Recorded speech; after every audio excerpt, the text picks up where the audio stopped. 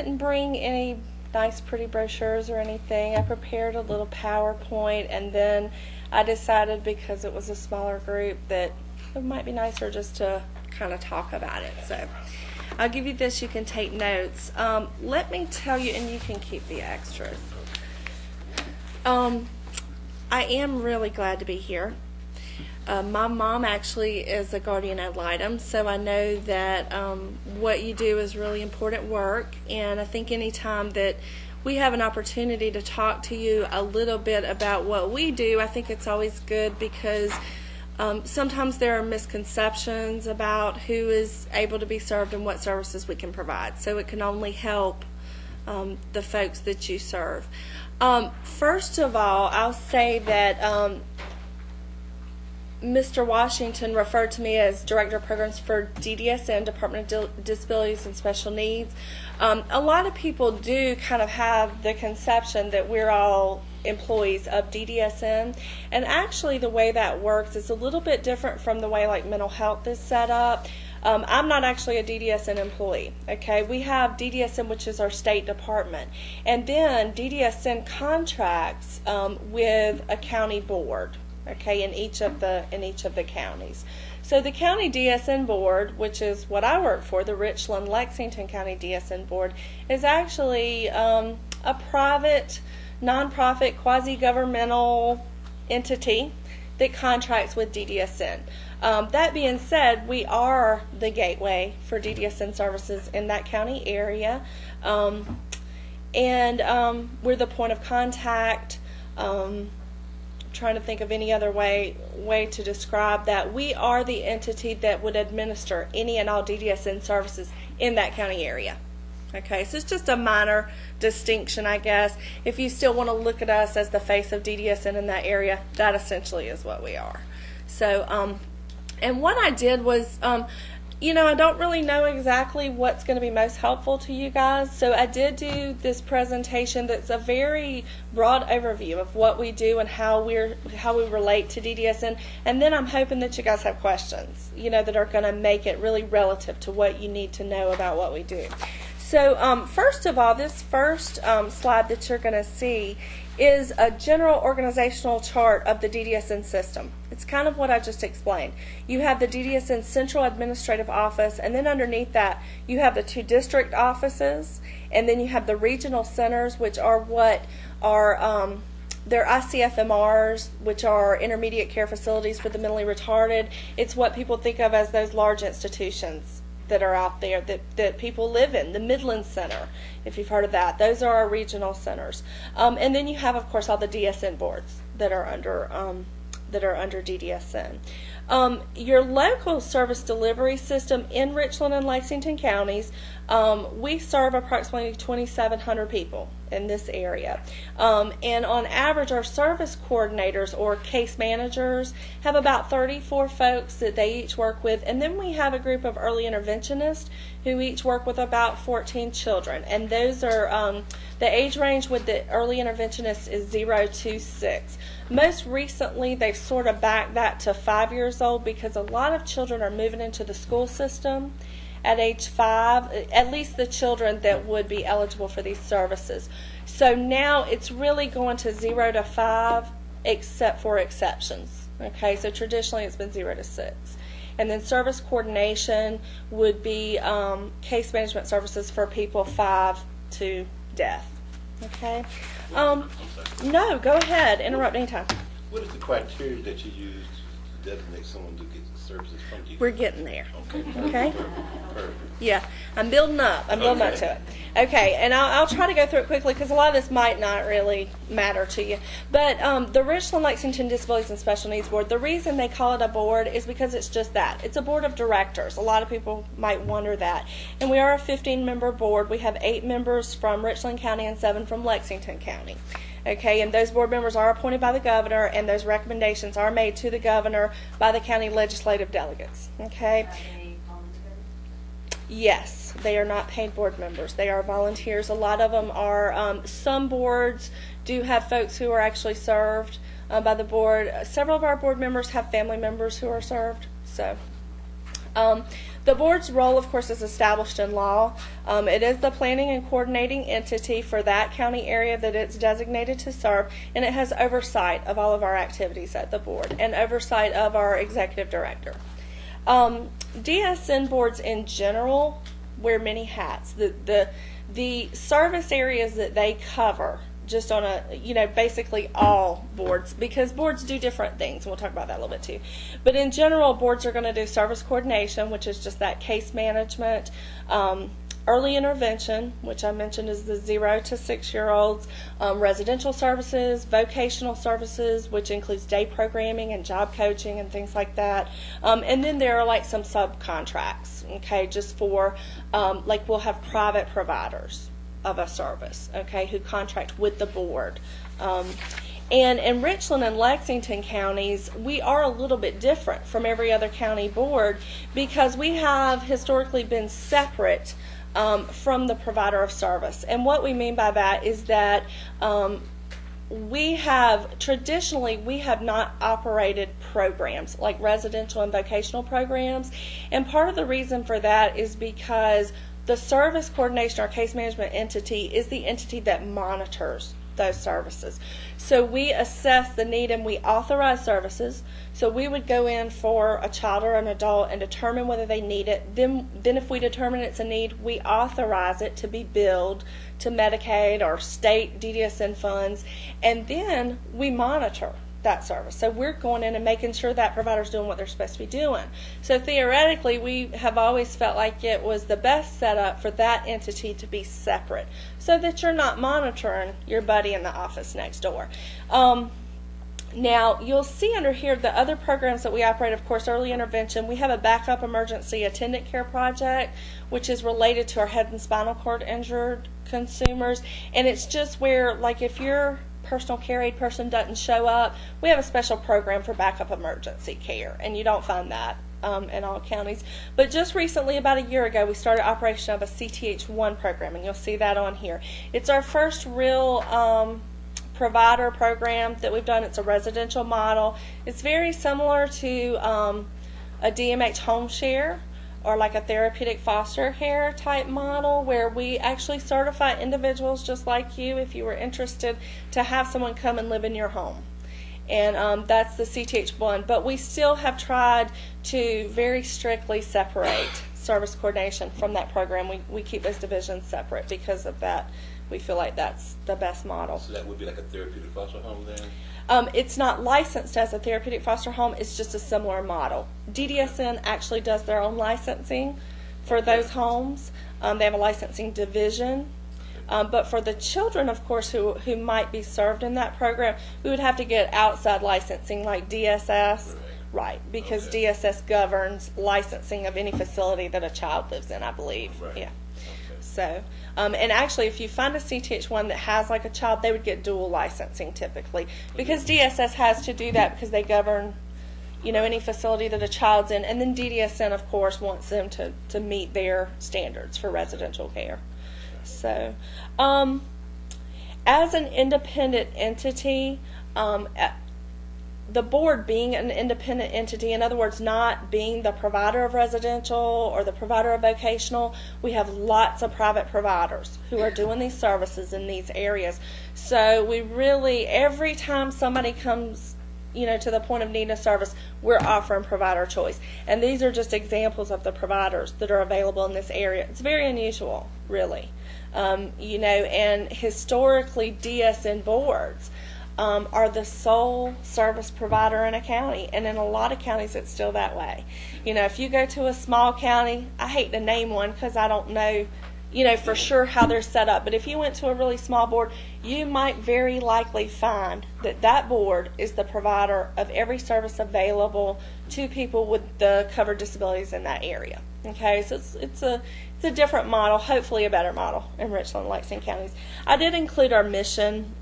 I'd just like for folks to know that our goal really is to promote folks' pursuit of their life goals. That's what we're out there to do, and try to help people to be integrated into their community. So, As far as our internal organization, our setup, you can see, of course, we have the board of directors, then the executive director, and then it's divided into three divisions. The director of programs, that's where I come in.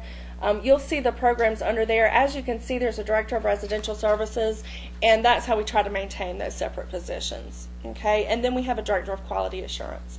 The services that the Rich Lex Board offers, of course, again, service coordination, early intervention. I talked about backup emergency attendant care, the CTH1 program.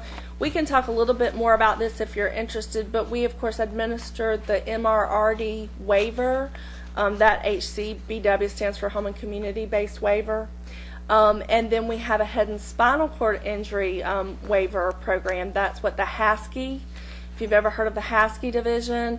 And then we have family support funds. And then we have respite. And I can definitely talk more detail about that, if you guys have questions. Again, I hate to be interrupting. No, you're fine. I had a quick going back to your mission statement. Yes. With autism, mental retardation, yes. spinal cord. I'm seeing a lot of different agencies. I'm seeing SSI being involved, DMH being involved.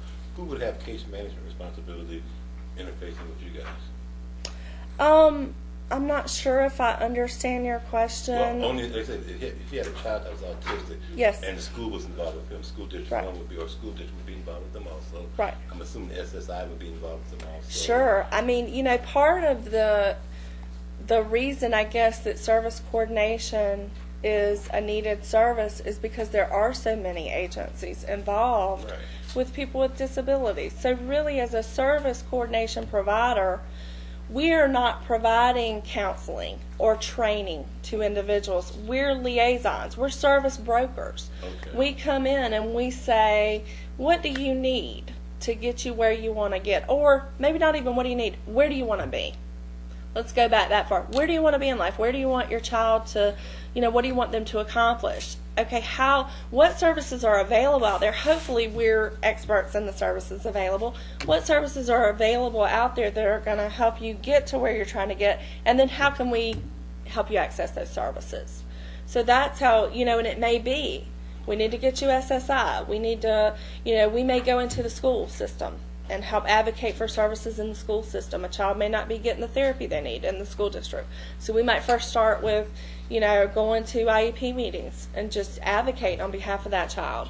And then, sometimes just in the case of needing more therapy, if a school is not going to provide additional therapy, we might help that person find, if they have Medicaid, go to an outside provider, and get that speech therapy, through a private provider or something like that. So as a volunteer guardian for a child, would we be able to contact DDSN ourselves, or would we need to work with DSS? Or?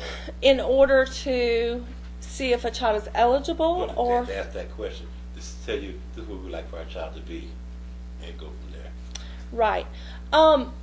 Well, if your child is eligible, you definitely, already a DDSN, being served by DDSN, you definitely need to be in contact with that service coordinator or early interventionist. Absolutely, because that should be your resource right. for disability-specific services. And going back to you being a broker, we can share what our concerns are. You would broker that off to different facilities out there. Absolutely. Absolutely. That is our role. Okay. Yeah, that is definitely our role. Who is eligible? This is what you want to know. First of all, and I, it's good to do this because now I know people want to know that first. So that needs to be at the beginning. Okay. The whole time you've been going, get to who's eligible. I didn't know. Other information was helpful. Right. Well, I like talking about this because I think that, it's always the issue that's the hot topic, and probably for any service, because that's where disgruntlement comes in. People are not happy when they're not eligible. So that's where it gets to be a touchy topic. One thing a lot of people don't realize is that DDSN eligibility categories and criteria are established in South Carolina Code. Okay, so the South Carolina Code of Law mandates who DDSN is to serve. Okay, and eligibility is actually determined by a multidisciplinary team. It's the Consumer Assessment Team. We call it CAT. It's a group of folks who are comprised of different, disciplines who review those applications statewide.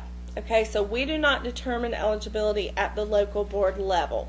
Okay, now I'll talk a little bit more about that. The 3 divisions. We have a division for people with mental retardation and related disabilities. We serve about 2,000 people in that division. That's by far our largest division. There's also a division for people with autism. Okay, and we serve about 230 there. We do not serve the autism spectrum. Okay, a lot of kids fall through the cracks there. Asperger's or PDD, those disabilities are not served by DDSN. It is a strict autism diagnosis. So, and then head and spinal cord injuries and similar disabilities, and it's very specifically defined. I can always follow up and give you guys some more information if you are more interested in the specifics of the eligibility categories.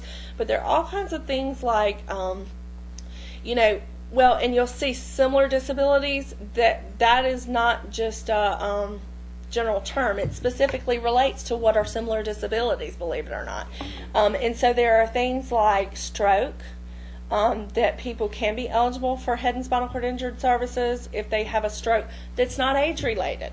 So it has to happen like before age 50 or 55, or, you know, I can't remember the cutoff, but, you know, so it's actually very specifically designed. I mean, specifically, you know what I'm trying to say.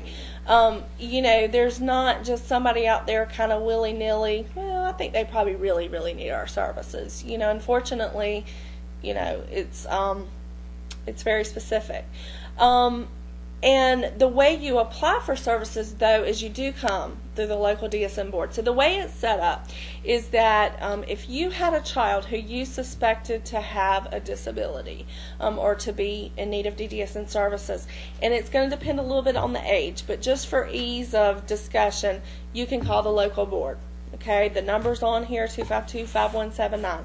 You have to speak with an intake worker. Now, if the child is a younger child, like 0 to 3, we're probably going to end up referring you out to DHEC, okay, because those children 0 to 3 are going to be covered by BabyNet. Now, they are still served by employees of our board. It's kind of a wacky system, the way it's set up, but they're still served. They still receive family training and special instruction by an early interventionist employed by our board, but they are only BabyNet eligible. Okay, from age 0 to 3, those children that we serve. Now, we can send them through DDSN eligibility at that age, but typically most psychologists are not wanting to diagnose mental retardation at an early age like that. So even if they do make that diagnosis, they're a lot of times doing a time limited, or let's see how it goes. And, you know, it's optimistic, really, because we are hoping that through the provision of special instruction, which is that developmentally appropriate stimulation for a child on a regular basis, that we're going to offset a lifelong disability. That's our, you know, that is the goal of early intervention. So, That's successful. oh, absolutely. We close lots of cases, which is always nice. In early intervention, that's a good thing, to close a case. So we have lots of kids who age out, meaning they turn 3 and they're not eligible for DDSN services. So that's always going to be a success. Now, that doesn't mean they might not still have a speech impairment or something like that, but it's something that they can probably get outside speech therapy. A lot of them are Medicaid eligible by that time. Either we have, or DHEC, or someone has taken them through that process of getting Medicaid eligible so they can get the therapies available through state plan Medicaid. So they're going to get those disabilities addressed, right? So initially, you can definitely call the DSN board. Anybody, you know, now do you guys just work with the children? Okay. How, up to what age? 0 to 18 or to 18, so, yeah. Okay, so you could have some folks, you know, some 6 to 18, and those, we have an intake worker there at the board. Her name's Roz, and she does all of our intake there. And what she would do is she would take you through a screening process. We do an initial screening process, and the point of the screening is, you know, if someone is not going to be, we get calls from everywhere. People see disabilities, and we get people with broken legs who, you know, I mean, seriously, or people who want to apply for a disability check or something. So the purpose of that process is to go ahead early on and get them to the right resource. Okay, if you had a child who was screened out, but for whatever reason you felt strongly that you wanted the CAT team to go ahead and review that packet, we can do that. I mean, it's just really no big deal. I mean, we call it, well, if you appeal, all it means is we'll go ahead and send all of their records to the consumer assessment team anyway, because we don't want to screen anybody out, because that intake worker, I mean, she's a case manager. She's not a clinician. We don't want her screening people out who could be eligible for our services. So we go through a screening process. Then she gathers all the records that are available for the child. If necessary, we schedule a psychological, if there's not one on record, and she sends all that stuff off to CAT, and then they send, they make those determinations, and they'll send them back to us, and then we contact the family. So that's the general eligibility process. And yeah, I'm still hearing a lot of interfacing with a lot of different agencies. You mentioned BabyNet, Department of Medical Fragile. Yes. Like that. And actually, the medically fragile children's program, the way that's set up, and I don't know if it's like this everywhere, but in South Carolina, if you're eligible for that program, it's an all-encompassing program. So they have it set up so that we close those cases. Once somebody enters DDSN. Okay. Yeah. Well, Now, once they turn 21, they come back to us. Okay. Yeah, because it's just I think 0 to 21 program. But they are an all-inclusive case management, medical services, the whole shebang. Okay. So they're really getting a better deal by going through that program. There's not more that we can do for them. And those are kids who have very severely medical. Absolutely. Okay. Yeah. So, I guess what questions do you guys have about what we do or who we serve? Well, I had a situation that developed where a young man who's autistic, been diagnosed with autism, I believe he is 21. He's been with MTS, and MTS basically recommended him closing their case. DDSN was going to pick up case management responsibilities, and I believe Mentor was going to do the placement of them. And the concern that we from the Guardian's office have is that, at least at this point, this child was entitled to some type of custodial responsibility. With MTS closing their case, no one had custody of this young man. And although he is 21, he's autistic. His disability would be the fact that I would think that would eliminate the fact he can't make decisions on his own. Right. But despite our concern, the case was closed. DDSN will be doing case management, and he'll be staying in the same facility, but no one has custody of this young man. Yep, that's exactly right. And part of that is because DDSN is not a custodial agency. Right. So, DSS is the custodial agency in South Carolina. If one of our folks shows up in the emergency room right now, in fact, I've gotten calls 5 o'clock in the afternoon. A mother showed up in the emergency room and said, I can't take it anymore. And the social worker or whoever said, hold on, I'll be right back, and they get back and she's gone. And they call us, and now not to say that we don't have lots of responsibility there, but as far as showing up and picking up that child, legally we can't. Legally we can't. We have to refer that then to DSS. We can't take state's custody of that child. So, and I think that gets very frustrating because people are like, this is your kid, and it is our kid. It is, but hospital folks and social workers, they get real frustrated because they don't understand, I guess, that and part of it too is I think they know when they call DSS is going to say, well, leave her in the hospital for the weekend and or whatever. They don't have anywhere to put this kid necessarily on Friday night. Right. So they're going to stay in the hospital, and the hospital's going, this is not right. Well, it's not right, but it's It's a secure facility. That's exactly right. You guys are not a placement facility, though. You were contracted with other facility like Babcock, and Right. you mentioned the other Midland Center. Exactly. Okay. That's exactly right. But we are the entity though that's going to help someone get that placement. Okay. Like your fellow with autism, that would have had to come through the service coordinator. Correct. And he has one. Yeah, to get that to get access to mentor and Okay. as a residential type setting. And how much involvement do you have with mental health? Again, I'm seeing a lot of duplicated services. Yeah, and I guess the biggest distinction would be the populations served are distinct populations. They overlap, with dually diagnosed, and we do see that. It's funny, really. It's kind of it's like a wave.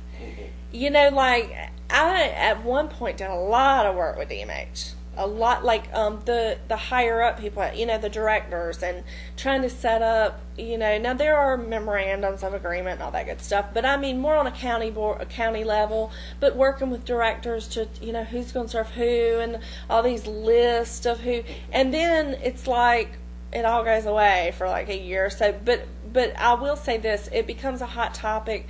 It became a hot topic a year or two ago when DMH started, I guess,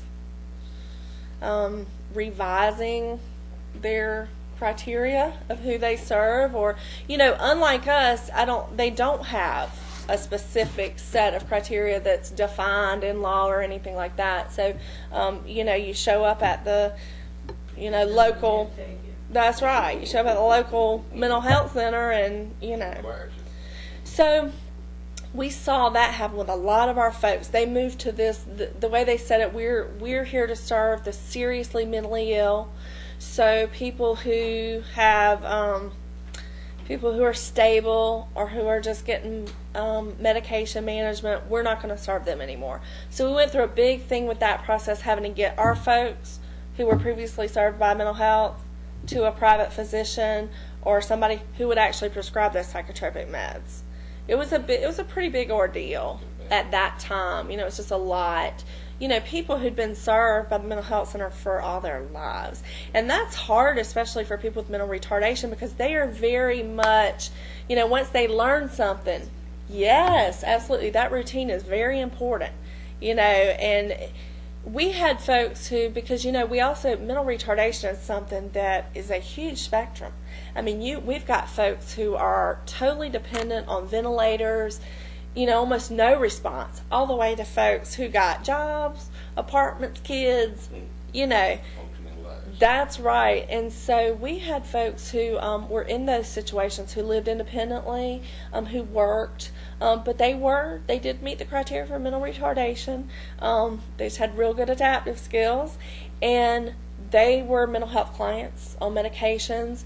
And, all of a sudden you tell that person, you got to find somebody new. That's hard for them because they've got this thing set up. Maybe it's a bus route that they're getting there or whatever. So we had a lot of, we had to do a lot of coordinating around that. You guys picked up those spill-offs that came from? Well, obviously we don't provide the same service that they were getting through mental health, but like I mentioned earlier, as the coordinator of services, we tried to get them to, exactly, we tried to help them find private doctors who would take Medicaid. That's the other thing.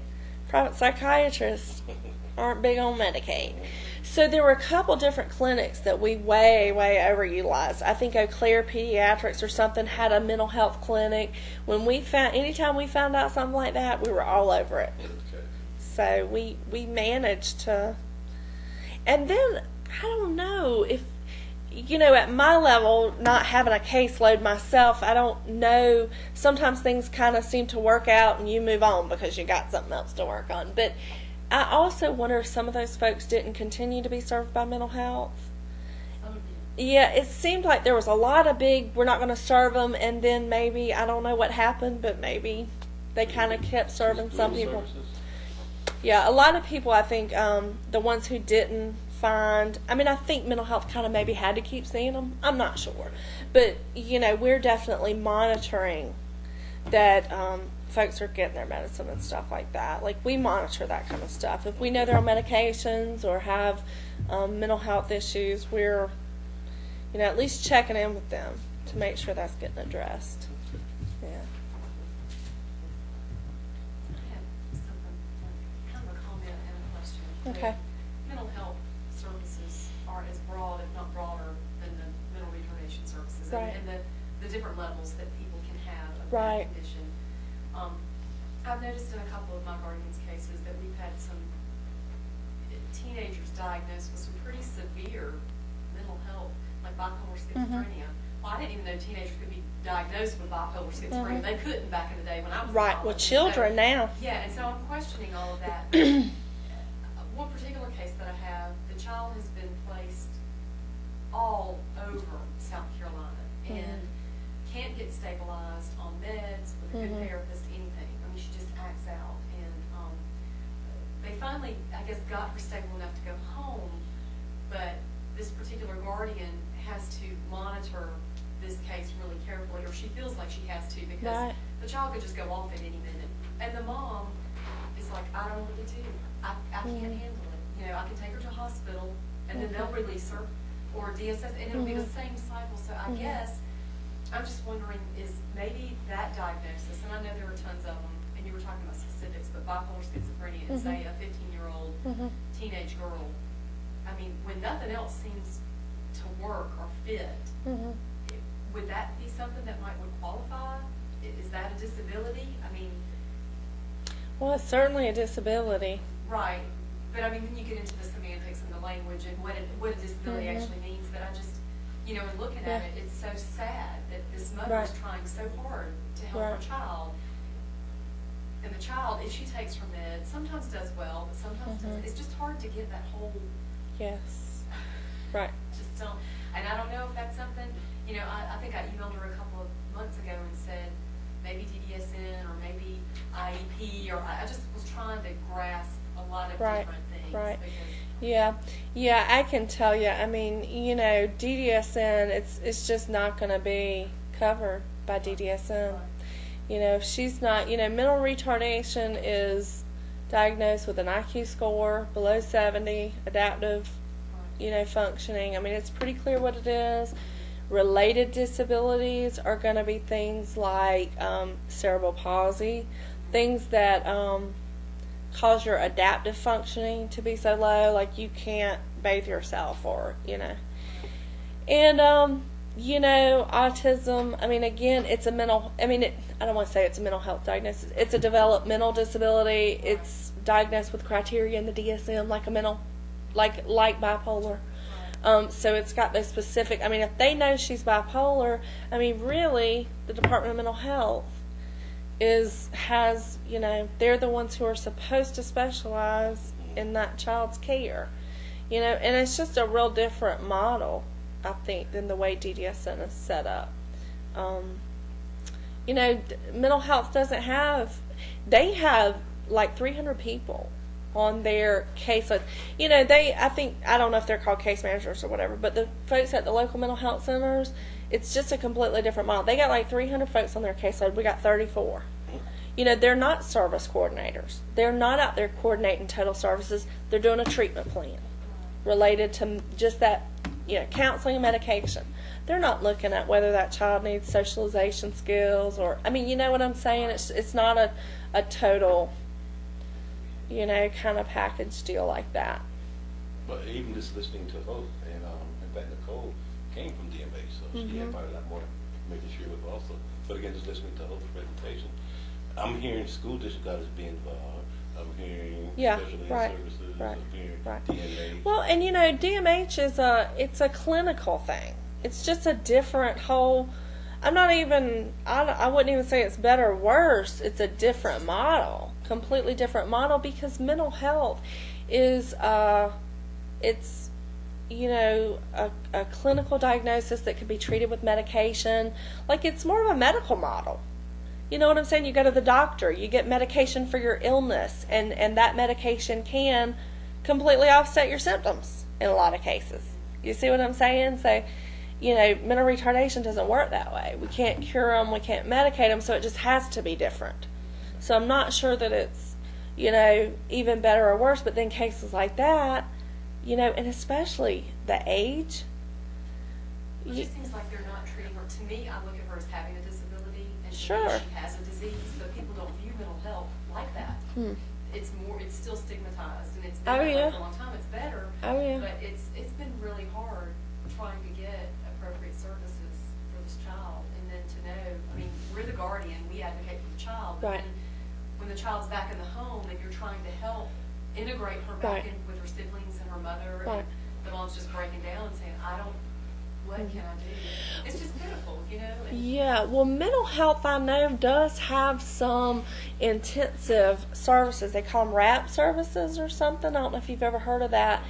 And they call it RAPs. I don't know enough to tell you how to get it, but you might could throw that word out there. But there are some intensive, RAP services, and they do Some positive role model behavior managers. that kind of stuff. Exactly. And intensive case managers, I think, that can, in unique situations. Transportation. I mean, the more support kind of stuff. And definitely that child's going to be eligible for, should be, I would think, eligible for special education services through the school. So an IEP, absolutely. Which she may still be in regular classes because it hasn't affected her cognitive functioning. Like, she can go to a regular math class, but if she flips out and flips over desk, she'll need to be expelled. right. And that's what got her to DSS in the first place. Right. Exactly. You're still So, not curing, yeah. getting to the root Right. of the problem. I guess I'm tired Right. of the cycle and want Right. to nip it in the bud. Well, definitely the school needs to, if they haven't already, they need to know she's got these conditions and evaluate her for special education. She could fall under EH, which is that emotionally handicapped category. And definitely with a serious diagnosis of bipolar, I would think that she would qualify. I would definitely think she would qualify for that. Just to add, when budget cuts came a few years back, RAP services were one of the first ones that got hit, from transportation to positive role models and behavior managers. And I'm that not kind of thing. surprised. But even the school, they've got mental health workers in schools now. Just the protection of not getting expelled. Or, all these people here are much more qualified and in the know than we are, and my mind's just reeling from all this information. And that's part of the problem that I see and have seen for a long time, that parents, like you Yes. say, the parent of this child, that they are so overcome, so overwhelmed, so frustrated. And I went to an IEP meeting that Coherence put on a month ago. I was sitting across the table from a lady who had a 16-year-old son with autism, who for the first time found out some of the information that she Right. could have been, Right. why is it nobody told this woman? Why can't they not find the information? She was in tears, and this Yeah. woman runs 3 companies. Right. So she wasn't anybody, right. behind the 8 ball. So where do we start? Yeah. Because in my case situation too, the person is just not capable of and not understanding Right. all of what's out there, and who should they talk to, and who should they see, and who should they find help from, and how do we deal with that? I think that you find a few good people and you just start somewhere. And I know that's kind of maybe not, what you want to hear. Away, because if they don't even know where to begin. Yeah, now for parents, I guess I'm saying that to you guys because in your position, you find somebody good, or you find somebody who maybe knows a little bit about the system. Even though I'm leaving, the Rich Lakes Board, call me. You know what I'm saying? I'll give you where I'm going because I'm still going to be in a human services arena, in the medical field. So, find somebody who knows a little bit about something and just pick their brain.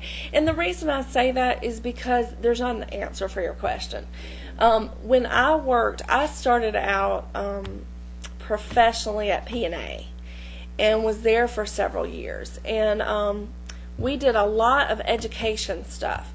And schools, and I don't want to point fingers because everybody's got their challenges, and God knows, speaking for DDSN, I've been like the brunt of many finger points. So, but in working with school systems, I think sometimes they're scared almost to give people too much information because it almost ends up very adversarial. I came from a school system. Okay. And we were specifically told that we could not give any information. Yeah, it's weird. And I would be in IEP meetings, and we would just be thinking, ask the question, ask the question, ask the question, but the parents are so overwhelmed. Right. They don't know what to don't ask. the question, and then they walk and leave the room Right. and thinking, oh, you know, Right. we were. And that's how it seems, like being on the other side of the table. It seems that way. It seems like there's this big, like, nobody will tell you anything. You don't know how to get anything. And so we, even at P&A, we had to almost become experts of educational services. And the thing is, that stuff's just so daggone complicated. I mean, just to learn about special education, I mean, you had to have people specialized in 504 because that's a whole different thing. And the IEP, that's a whole different thing. And all the laws, I mean, it's very complicated. I'll tell you, when I went to DDSN as a service coordinator, and I didn't just, I mean, I'm not, a total idiot, I don't think. But that's the hardest job I ever did, y'all. I'm telling you. That is hard work because just what I said, we are, to do it well, you have to know a little bit about everything. And so that's what I'm saying. They can't, so if we have trouble navigating the system, that a lot of them are lost. Their only hope is having a good service coordinator, and some of them have mediocre service coordinators or not so good service coordinators. That's the reality. So if you, so that's why I say you just have to find somebody who knows a little bit about it and pick that person's brain, It also kind of illustrates the role of the guardian anyway, too, because we're such a consortium and we have such an eclectic group up here that, again, just ask the questions and we'll find an answer. Yeah. So. That's right. But even finding the answer, though, they still, I mean, you can't do it all. Correct. Mm-hmm. So they still have to pick up the ball and run with it and be proactive, and that doesn't always happen because it's going to take time, and there's no magical answer. Right. But it all starts with still advocating and asking. That's exactly right. That's exactly right. And, like you mentioned before we even started, that studies show that people with advocates, or the children with the advocates, are the ones who get the services. And, it's because somebody's asking the questions and somebody's kind of poking a stick. Sometimes you just got to poke a stick. But the sad part is, though, that it shouldn't be that way. It shouldn't be that way. Because the ones that are advocating, their kids get the ones that maybe don't have the energy, or absolutely, or maybe disabled themselves, or disabled themselves, or whatever. They get nothing because we're very little. They give what's legally they're supposed to have, but they could be getting a lot more if they only knew how to get it. And that's you're at the mercy. That's not really right. Right. And you're at the mercy a lot of times of your worker. Like in schools, I always found that it made such a difference just who the teacher was. You know what I'm saying? And it makes such a difference who your service coordinator is or who your early interventionist is, which is not good because you want, consistency. I mean, obviously, in my position, I've tried very hard to put a lot of resources out there in writing, so people know what to do in situations, so there's more consistency, because not everybody is, really quick and finding stuff out on their own, so you try to do those things when you run a program like that, but you're still at the mercy of people who may not know as much as the guy sitting next to them. And there's so much to know. And just like your question, is it mental health? Is it DDSN? Where do I even start? This person obviously has some kind of disability, needs some kind of services. So, schools are mandated to serve their kids, no matter what their disabilities are. So that's a good start at least, because you're dealing with that population. But like you said, you can't always get the information you need. Well, mine was in a school district that decided they weren't going to do it anymore. And that's, when you're lacking then the advocacy ability, where do you go then? Is it because it's draining the tax base? Oh, I think a lot of times it's Based about on the money. money. I think a lot of times it is. So every time they can save Bottom corners, line, they save anytime they more can money. save a buck, they will. Sure. Yeah. That's stuff we was talking about earlier with PMH and Department of Disability Special Needs. They Medicaid was a big forerunner in that, from my understanding, because I worked there during that time. And they brought on all these changes because they felt like services were being duplicated. But in the process, it was people were falling through the cracks because they redefine in mental health. You have different services that you provide, and you have to document, and there are certain criteria that each one of your if you sit down and counsel with someone, there's a name for that particular kind of service you provide for them. Medicaid reimburses the department for that. Right. And there's standards of what you have to do and how sick the person has to be changed significantly. And it did have a lot to do with the finance. That makes a lot of sense. Yeah. You know, once your money stops flowing, Right. you got to cut services. Yeah. So, So good. Yeah. I just have one direct question. Mhm. And I don't know if you know the answer to this, but, like, when a child is in, DSS care, right? Mhm. But they're also special needs. Yes. They're also a client of DDSN? Yes. Yes. Do any of those services change if that child is adopted? Yes. No, wait. Let me see if I... It should not. Do any of the DDSN services change for a child who's adopted versus being like in DSS custody foster care? Was that the question? Yeah, because I know that, like, parents who have their own children, right? Yes. And have those needs, they don't seem to get nearly the same kind of services as the children that are in foster care. From DDSN? Well, I'm talking about another state, so I don't know. Oh, other okay. states. Yeah, because if But- any... Yeah.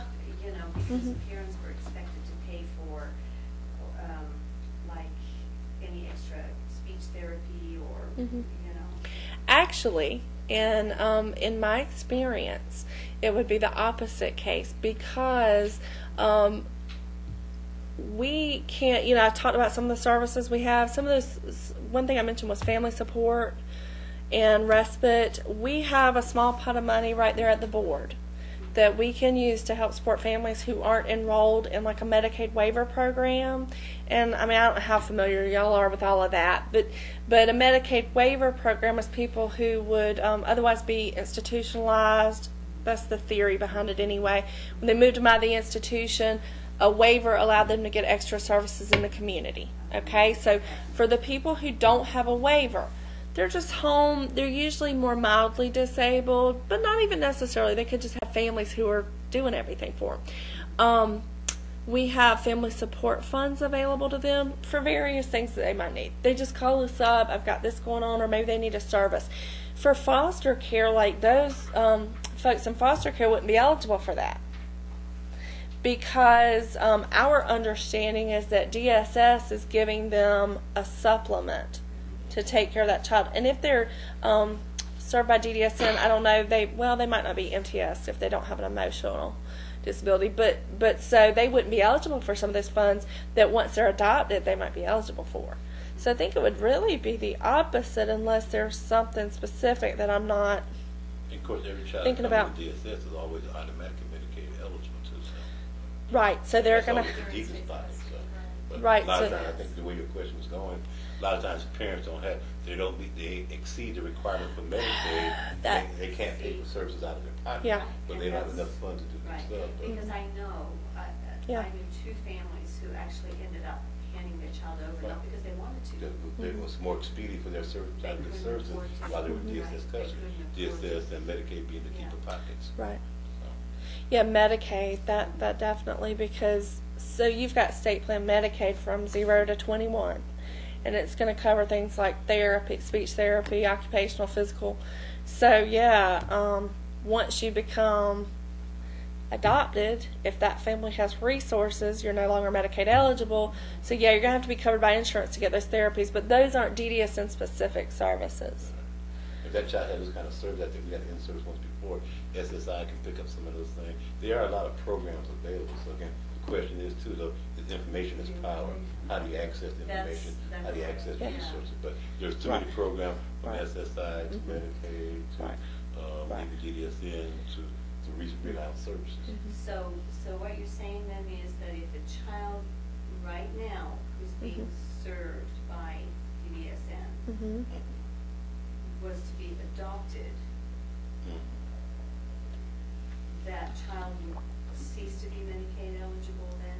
Well, as long as they're with DSS, then they would be automatically DSS eligible. I know, but just if they- because if you they're become adopted, adopted, does that mean your Those program adopted ceases to parents adopt? would be their custodial. That's right, that's why I'm asking. What if the Well- parents are also on Medicaid? Yes. Yeah, then, right. Well, first of all, it really, I wasn't familiar, I wasn't aware of that. I didn't know when a kid went in DSS, they automatically got Medicaid. Right, automatic. So, but it kind of makes sense. But, so it doesn't necessarily have anything to do with DDSN, okay? Because we're not going to affect their Medicaid eligibility Right. at all, Okay. okay? Whether they're eligible for us has nothing to do with whether they're eligible for Medicaid, okay? So that's one thing. But I think what they're saying is, you have a kid in foster care. He's Medicaid eligible because he's DSS custody. When he gets adopted, he may or may not be because he's not in DSS custody. So now he's eligible for Medicaid just like any other person on the street. So if his parents are poor and qualify, he's going to qualify. Exactly. Depends on the financial status of the That's parent. exactly right. All of a sudden, he's like every other person out there in the world. He doesn't get a special. Becomes assimilated. Well, and that's why I said Yep. something, Right. some of the families I do that. Vegan. end up Right. doing that. Right. You know, Because the families have they just financial need needs, they but just not need enough to to provide compensate the services his special needs. that that child needed. Right. Well, folks, I want to thank you for taking your time for spending an Yeah. hour with us. Ms. Thank Johnson, you we so want to thank you much. so very much for the information. It was You very are informative. welcome. It was so I nice have meeting your- everybody. I have your email address. Yeah. You can keep us